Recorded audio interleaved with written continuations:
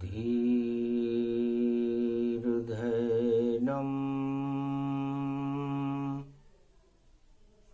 श्रवणपटेयतिवरा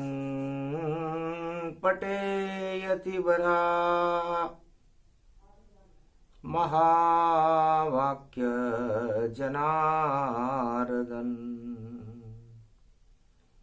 सच्चिदानन्दत्वं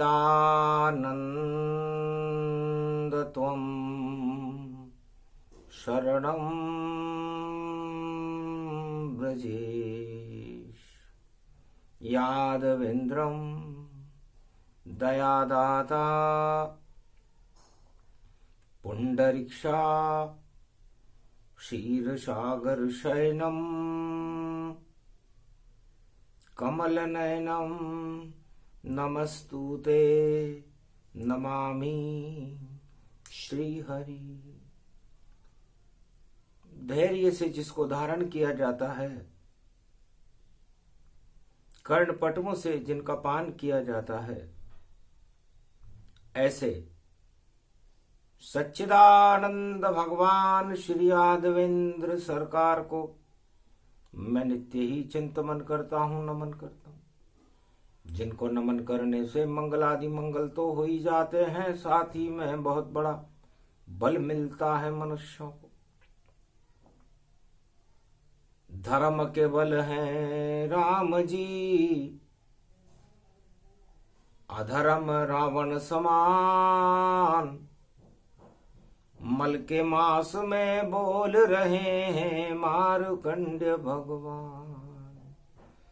अमोघ शक्तिम सर्वशक्ति जगदम्बे महालक्ष्मी, अर्धंगति दावती झांवती झनकती जमुना। ओम श्री लक्ष्मी जगत जननी जगदम्बा, जगत दरिद्र नाशिनी रोग नाशिनी, अन्नदात्री विष्णु नमामि सदाशिव। हर हर महादेवाय त्रिपुंड तिलक त्रिलोचनम, चतुर्मुखारविंदम सदाशिव। मलमास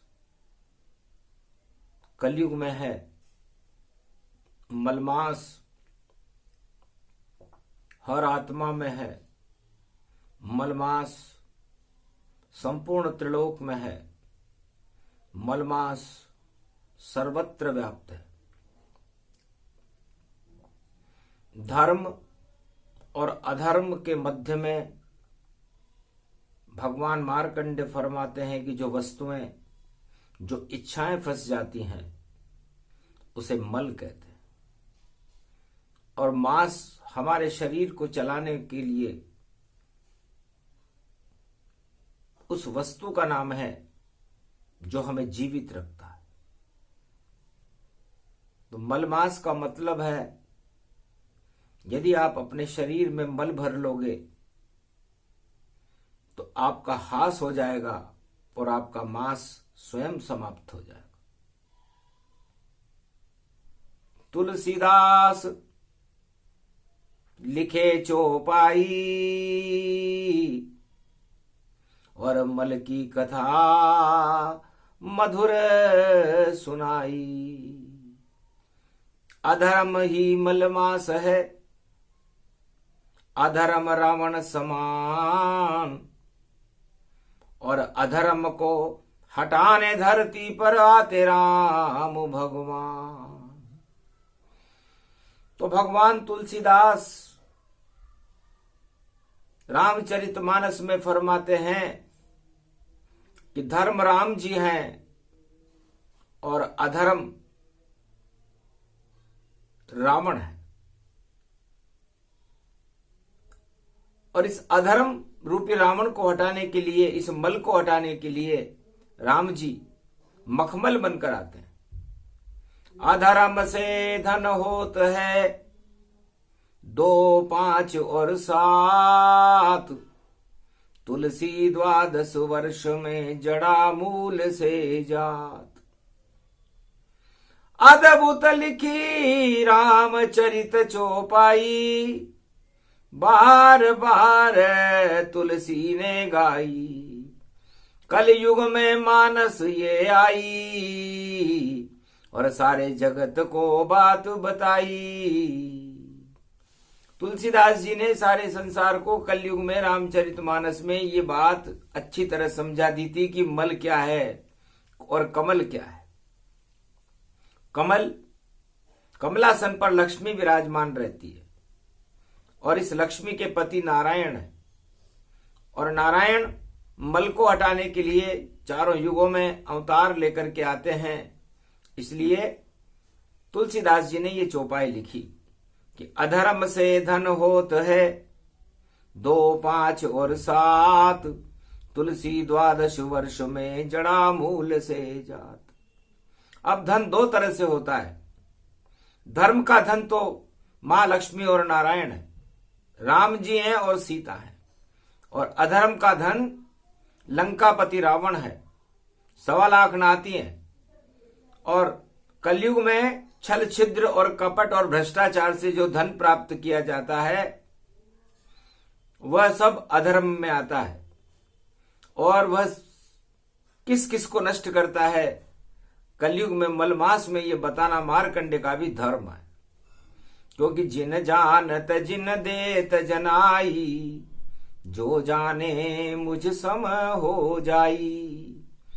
तो ये 7, 5 और 2 क्या है? 7 कहते हैं तुला राशि को। तुला राशि के 2 पलड़े और 1 पुण्य और पाप। पुण्य राम को जानिए और पाप है रावण सरकार। तो राम तुला राशि में पैदा हुए, वो भी 7वीं राशि है, धर्म को लेकर के पैदा हुए, धर्म का पलड़ा भारी करने के लिए पैदा हुए। और रावण अधर्म का पलड़ा भारी करने के लिए पैदा हुआ है। दोनों की राशि तुला राशि है, और विधाता नारायण इसको तोल रहे हैं कि धर्म कितना है और अधर्म कितना है। जब तोला धर्म अधर्म को तो तुला राशि प्रगटाई है, और राम की भी है तुला राशि, रावण की तुला ही पाई है। तो 7 उसे ही कहते हैं रहो धर्म के साथ, गर अधर्म के साथ रहे तो रावण खावे मात। इसलिए संसार वासियों, रामचरितमानस में तुलसीदास जी ने ये चौपाई लिखी है। मार्कंडे इसका मर्म समझा रहे हैं कलयुग में कि आप 7 का मतलब सत्ता से भी होता है। तो आप धर्म की सत्ता के साथ रहें, अधर्म की सत्ता का त्याग कर दें। अधर्म की सत्ता लंकापति रावण की है और धर्म की सत्ता अयोध्या में राम की है। दोनों ही 7 हैं। 7 का मतलब सत्ता से है, 7 का मतलब आपका साथ देने वाली स्त्री से भी है, आपके परिवार से भी है, आपके मित्रों से भी है। तो आप अपने जितने भी मित्र बनाएं या अपनी स्त्री जिसको आप अपने घर में लाते हैं, वो सब 7 हैं और आपके साथ रहेंगी। तो तोल तोल करके आप उन 7 शुक्र का ही अंक है। तो अधर्म का धन यदि आप लाए तो लंका रावण लाया घमंड से, और पाप ही पाप समान। सोने की लंका पाली पर इच्छा बड़ी बलवान। रावण ने सोने की लंका प्राप्त कर ली। अब जिसका मकान ही सोने का हो और जिसके अंदर रहने वाले भी सब सोने के थालों में भोजन करते हों, तो सोचो फिर उसे क्या जरूरत पड़ी अधर्म करने की। लेकिन फिर भी स्त्री राम की लक्ष्मी माया जान, अपहरण कर लिया पंचवटी से तो लंक हुई शमशान। तो रावण ने गलती क्या करी? रावण ने लक्ष्मी का अपहरण कर लिया, पराई स्त्री का अपहरण कर लिया। तो यह अधर्म है कि धर्म है? अधर्म में आएगा। और उससे कहा कि मेरे साथ चलो।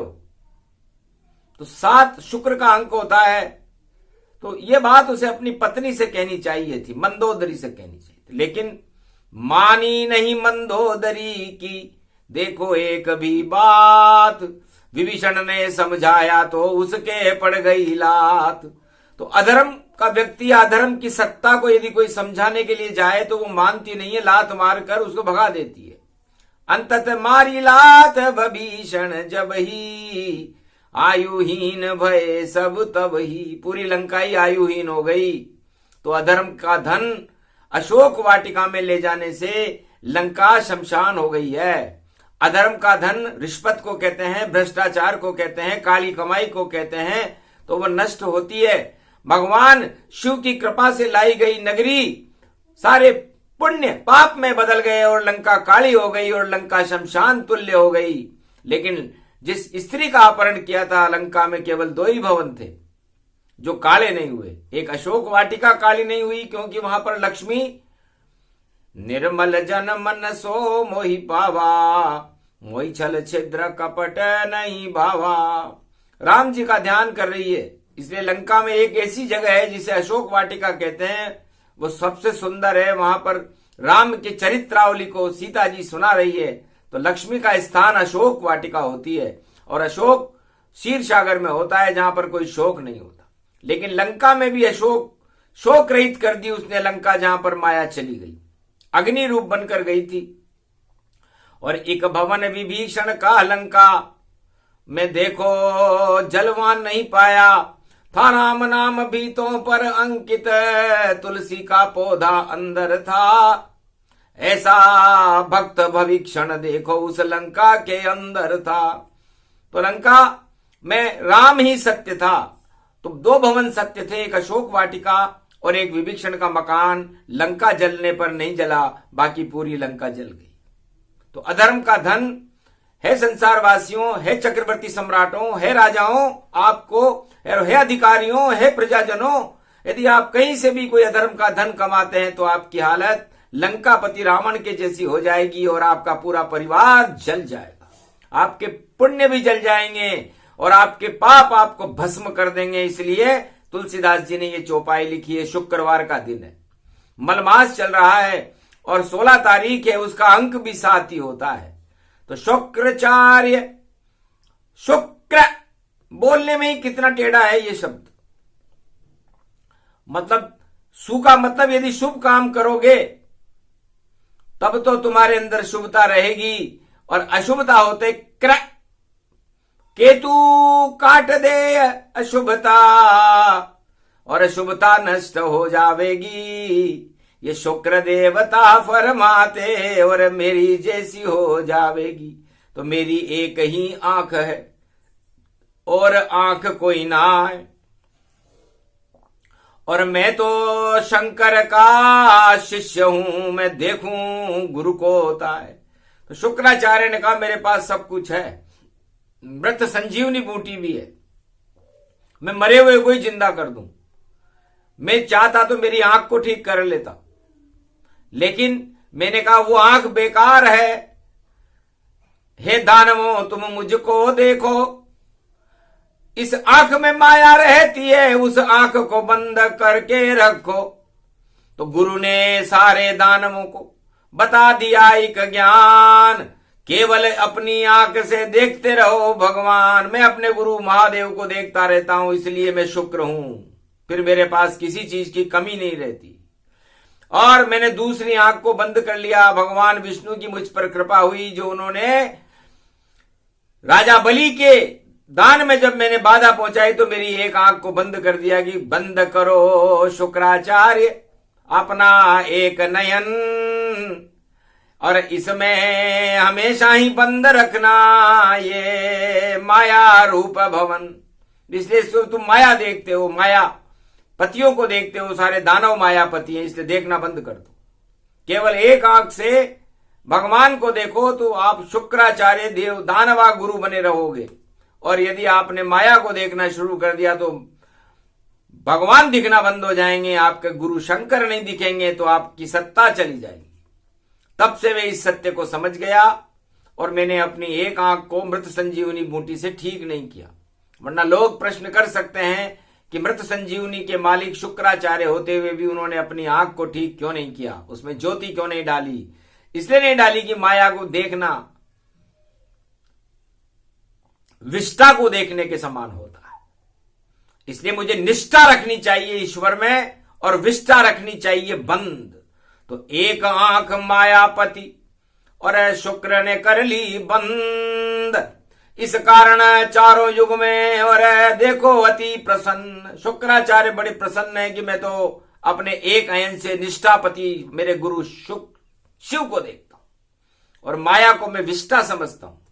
और रावण ने ये गलती करी कि धर्म रूप है राम जी और धर्म सती सीता जान, अपहरण कर लिया रावण ने तो लंका हुई शमशान।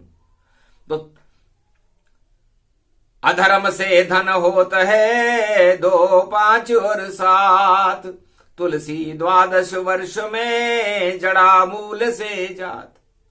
तो मार्कंडे भगवान कहते हैं कि ये 2 क्या है? तो एक अंक ब्रह्म है और 2 माया है और दूसरा घर परिवार का ही होता है ज्योतिष में। तो यदि आप परिवार में माया फैलाने के लिए यदि आप शुभ कर्म करोगे तो आपकी माया चलती रहेगी, उसे कोई नहीं रोकेगा। लेकिन आप भ्रष्टाचार से, रिश्वत से, आतंकवाद से काली कमाई करोगे तो आपका परिवार सहित नष्ट हो जाएगा। उसमें आप और आपकी पत्नी और आपके बच्चे और पूरा परिवार आ जाता है, दूसरे घर में आ जाता है। सांड की तरह उठा के फेंक देगा, सांड है उसका नंदी दूसरा घर बने और रूप है सांड समान। और जो भी करे भ्रष्टाचार वहां पर तो अंत सांड से शिव जी का प्रकोप हो जाता है, क्योंकि सांड नंदी है, भगवान शिव का वाहन है और शुक्र की राशि है। तो शुक्र वहां प्रसन्न नहीं होते यदि कोई अधर्म से धन कमाए, धर्म के साथ कमाए तो वहां पर प्रसन्न रहते हैं। तो अधर्म का धन परिवार सहित नष्ट हो जाता है, 2 दिन भी नहीं चलता।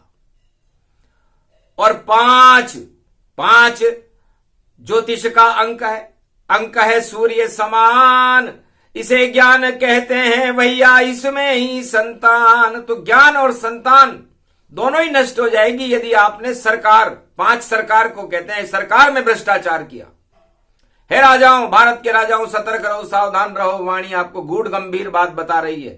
तो आपकी सत्ता ही चली जाएगी यदि आपने भ्रष्टाचार करना शुरू कर दिया। कोई मंत्री हो या संतरी हो या कोई भी हो, जंत्री हो, ये जंत्री बता रहे हैं भगवान विष्णु, जतन बता रहे हैं कि 2, 5 कोई सी भी सरकार हो, कोई सा भी अधिकारी हो, यदि भ्रष्टाचार करेगा तो उसकी संतान को और उसको सरकार से कष्ट भोगना पड़ेगा। जेल में जाना पड़ता है उन लोगों को जो सरकार का धन हड़पते हैं, सत्ता का धन हड़पते हैं, सत्ता में बैठकर हड़पते हैं। उनका नाम निशानी मिट जाता है, उनका वंश में कोई रोने वाला नहीं रहता।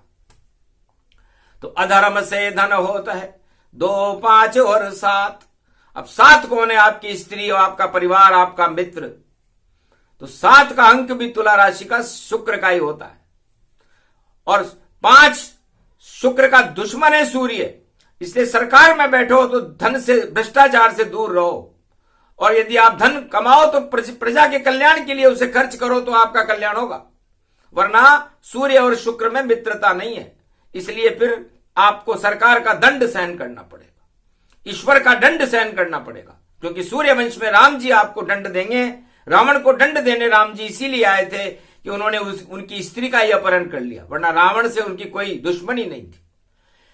कि घर ऐसा तूने किया लक्ष्मी तेरे पास, फिर तू दूसरों की लक्ष्मी को लेकर गया शोक में, तो तेरा वंश होएगा नाश। तो रहा नहीं रे कोई रोवण हारा, बता रहा ये तुलसी प्यारा। ये तुलसीदास जी सारे संसार को कलयुग में बता रहे हैं, पर भ्रष्टाचारियों की आंखें बंद हैं, धृतराष्ट्र बने हुए हैं सत्ताधारी, उनको दिखता नहीं है कि हमें अधर्म करने का फल क्या मिलेगा। 7 मन पत्नी सुख से वंचित हो जाता है वो व्यक्ति जो अधर्म करता है, चाहे कैसा भी राजा हो, उसके पत्नी नहीं होती, उसके बाल बच्चे नहीं होते। जो अधर्म का धन या किसी भी जन्म का अधर्म लेकर के इस जन्म में आता है, चाहे वो राजा ही क्यों ना बन जाए, अधर्म माना जाएगा।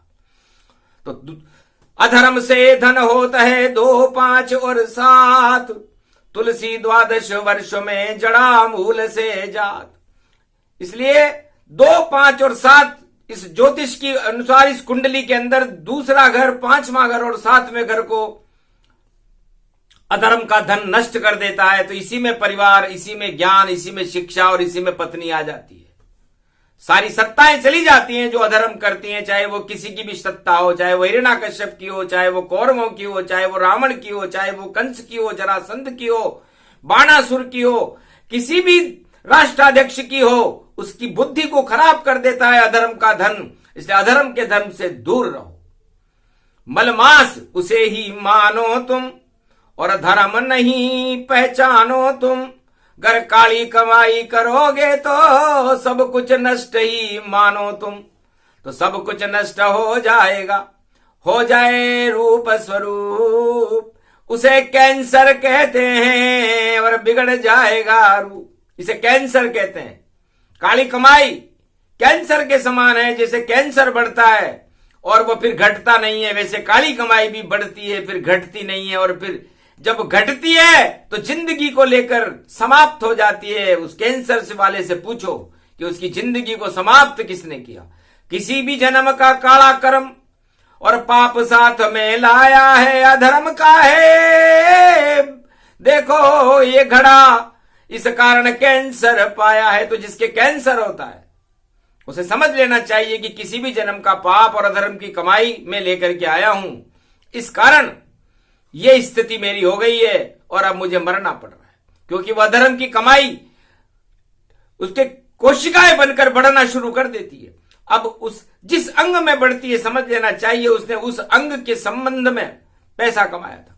किसी के किडनी में कोई कैंसर हो तो किडनी में घपला करता है, और किसी के देखो दिल में, आहार नली में, और देखो कोई कैंसर हो तो भोजन में करता है भैया सदा ही भ्रष्टाचार। इस कारण उसका कैंसर है और आया आंत के द्वार।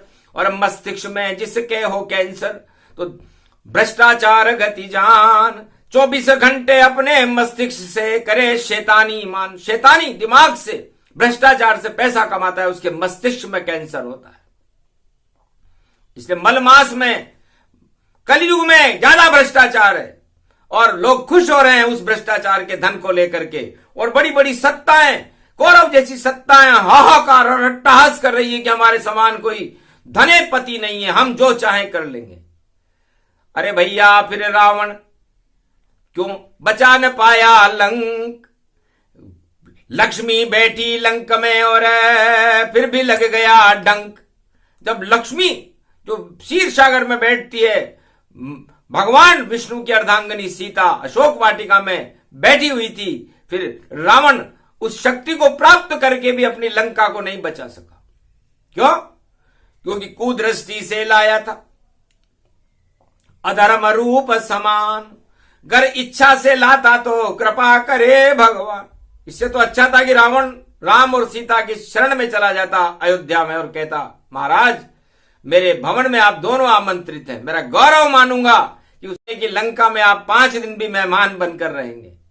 तो ऐसा उसने किया नहीं, मानी नहीं शिव की बात। घर पर नारी का हरण करे कोई बैरागी तो मारेगा, वरना रावण तेरी लंका पर हाथ न कोई डालेगा। घर चोरी से बचा रहे और घर चोरी नारी अपहरण करे, तो चोरी और नारी से अपहरण करने के लिए और उस पर कुदृष्टि डालने के लिए भगवान शंकर ने लंका देते समय ही मना कर दिया था। लेकिन रावण ने अपने गुरु की बात नहीं मानी, उसका परिणाम रावण को भोगना पड़ा। इसलिए कोई भी सत्ताधिपति, मंत्री, संतरी, जितने भी लोग हैं, प्रजा, ये अधिकारी, ये सब भ्रष्टाचार करके अपने आप को गौरवान्वित महसूस करते हैं कलयुग में। लेकिन उन्हें पता नहीं है कि उनके पीछे पड़ गया राहु और काल पीछे पड़ जावेगा।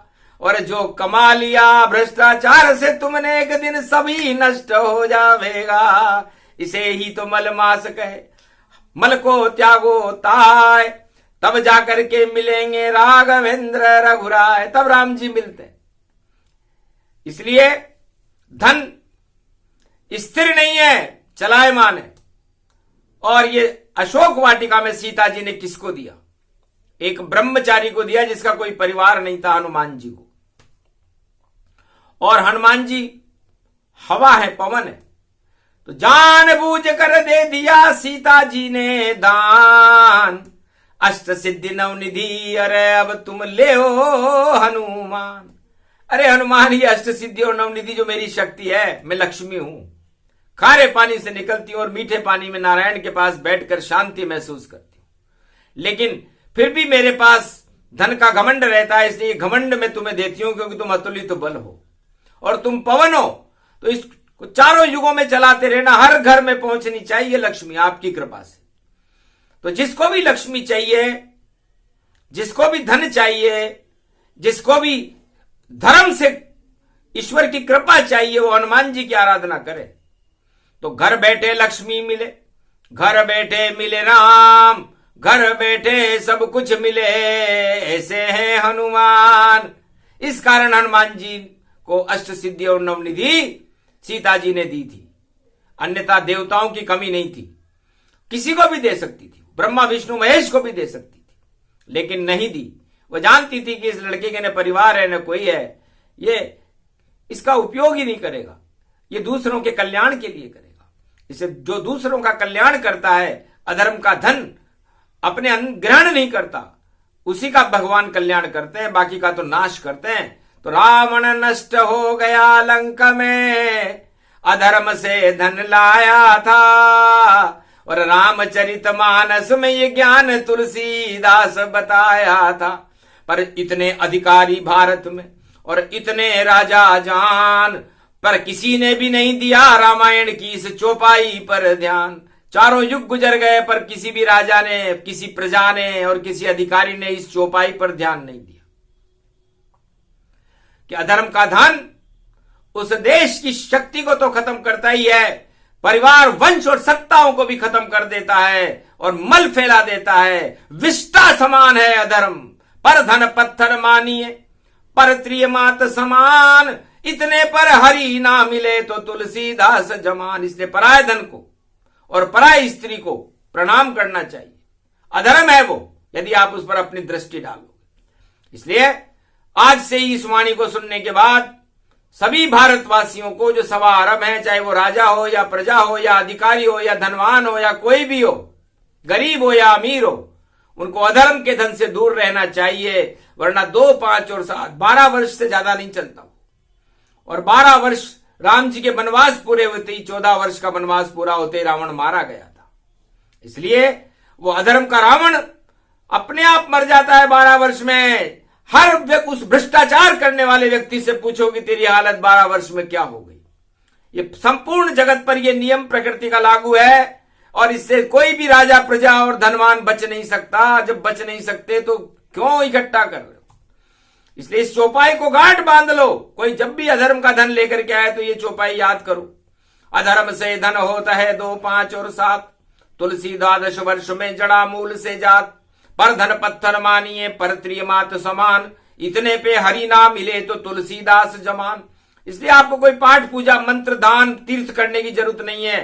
तुलसीदास जी कहते हैं कि कलयुग में केवल आदमी 2 बातें कर ले, किसी भी धर्म और जाति का हो, कि राजा हो या प्रजा हो या मंत्री हो, पराई स्त्री को माता के समान माने, बहन के समान माने, और पराय धन को दृष्टि भी न डाले, तो उसे बिना पाठ पूजा करे ही भगवान मिल जाएंगे। ये तुलसीदास जी ने रामायण में जमानत दी है कि पर धन पत्थर मानिए, पर त्रिय मात समान, इतने पे हरि ना मिले तो तुलसीदास जमान। ये तुलसीदास जी की जमानत है।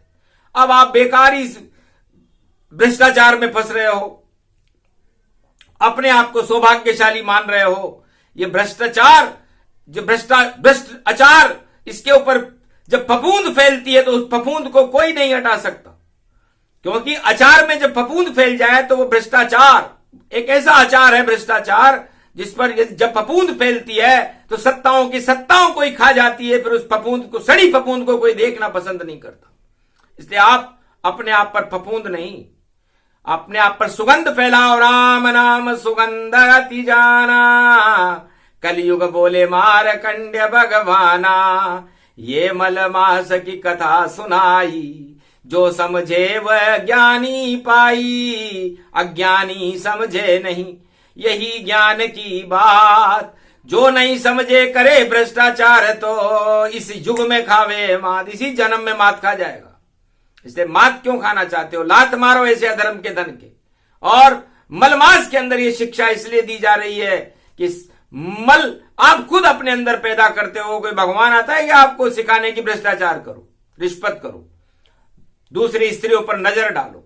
इसलिए आप पहले अपनी आत्मा पर नजर डालो, भ्रष्टाचार से दूर रहो और सत्य का प्रकाश फैलाओ, तो भारत में और आपकी आत्मा में सुगंध फैल जाएगी, और वो सुगंध राम नाम की होगी, और उस राम नाम की सुगंध पर कोई दुर्गंध कभी फैलती नहीं है। लेकिन भ्रष्टाचार के अचार पर तो फफूंद फैलती है, और बड़े बड़े राजा मर गए इस दुनिया में, उनके फफूंद फैल गई और आगे भी फैलेगी।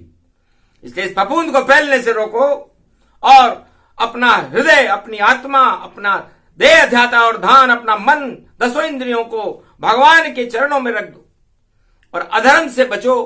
यही तो रामचरितमानस आपको सिखाती है, और ये मार्कंडे भगवान कलयुग में सारे संसार को सिखा रहे हैं। ये प्रसंग पूरा हुआ भ्रष्टाचार प्रसंग।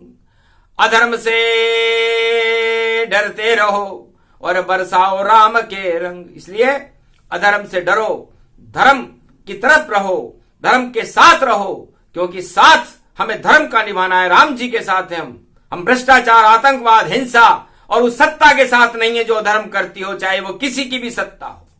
इसे सत्ता छोड़ो रावण अब तुम, और जाओ प्राण को त्याग।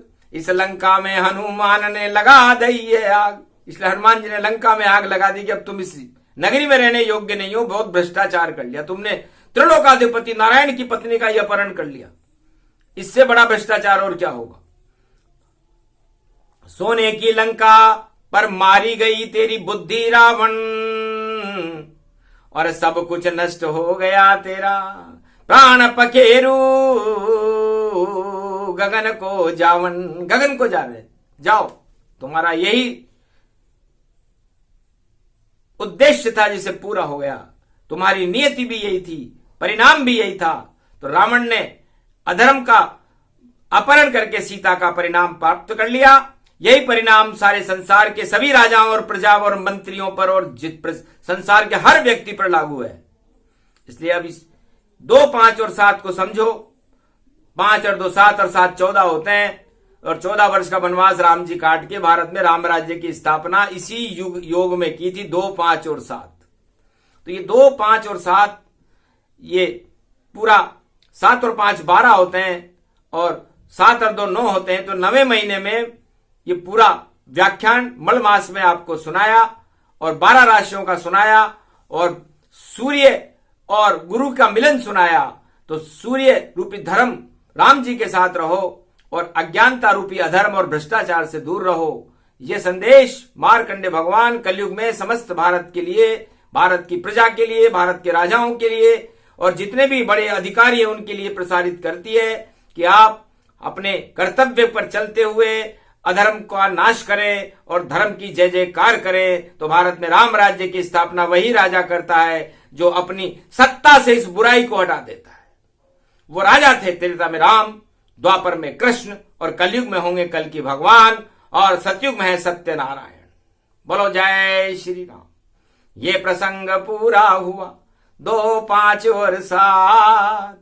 अधर्म से धन होत है और जड़ा मूल से जात। ये प्रसंग जो भी सुने उस पे कृपा करे हनुमान। गर धर्म के साथ रहे वह नर तो मिले राम भगवान। बोलो जय श्री राम, जय हनुमान, जय मार्कंडे भगवान की। आज की आनंद की जय।